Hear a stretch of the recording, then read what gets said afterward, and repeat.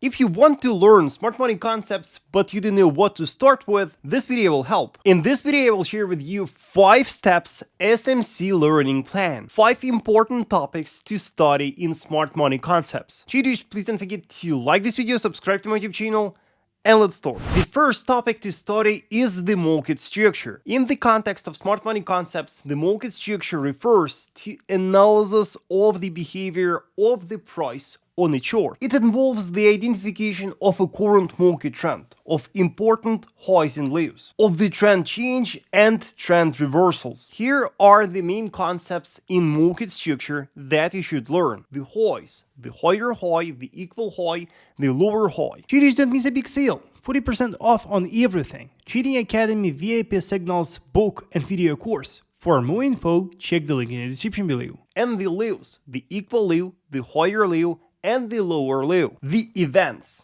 break of structure, and change of character. The second topic to study is liquidity zones. Simply put, liquidity zone is a specific area on a price chart where there is a high concentration of buying or selling activity. These zones are considered significant because these zones indicate where the big number of the market participants are willing to enter or exit their positions, causing this significant impact on the price of an asset. Recognizing and understanding the liquidity zones will help you to make informed decision about when to buy or sell an asset following the behavior of big players. Topic number 3, the imbalance. The imbalance may occur when the buying or selling pressure from the big players, from institutional traders, significantly bigger than the pressure from the retail traders. By studying the imbalance, you can gain insights into the overall sentiment and actions of big players. That will help you make wiser trading decisions. Number 4. The order block. Order block is a specific area on a price chart where institutional traders are placing significant numbers of buying or selling orders. Order blocks can indicate the areas of a strong support and resistance. Big players are applying order blocks for the entries for their trades. After you learn market structure,